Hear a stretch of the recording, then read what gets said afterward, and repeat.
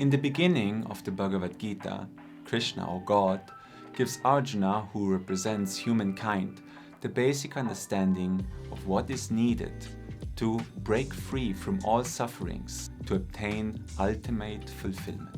He explained to him that we are in reality an eternal divine self and not this physical body. For many seekers, this idea is not anything revolutionary, because almost every spiritual tradition and every spiritual book speaks about this truth. But if so many of us know that we are in reality conscious, blissful existence, then why do we not feel like that in our day-to-day life? Why are so many depressed instead? Between knowing and feeling or being can be a huge distance, a long journey.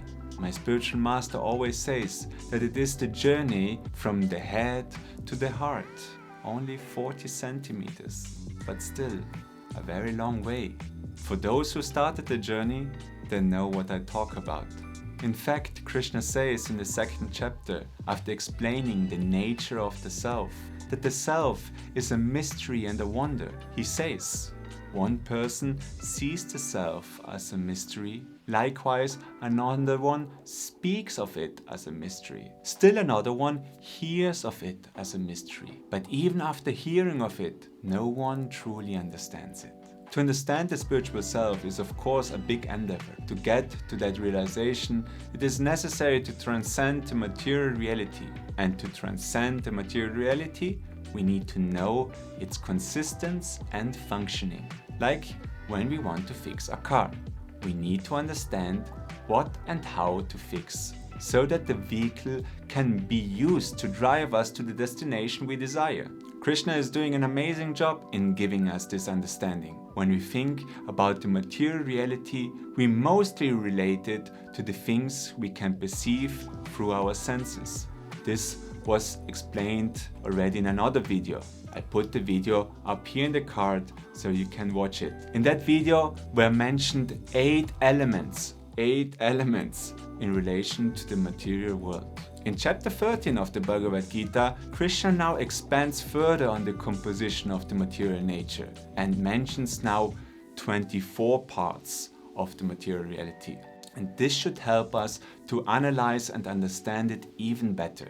He says, the principal elements, the ego, the intellect, the unmanifested, the 10 senses and the mind, the 5 objects of the senses are all part of the kshetra, of the field, of the material reality. Wow, that's a lot of information. Let's look at it once more in detail. Firstly, he says, the principal elements are earth, fire, water, air and ether. Then the mind, the intellect and the ego. The unmanifest is the dormant state of matter which is not yet differentiated into the various forms of material nature.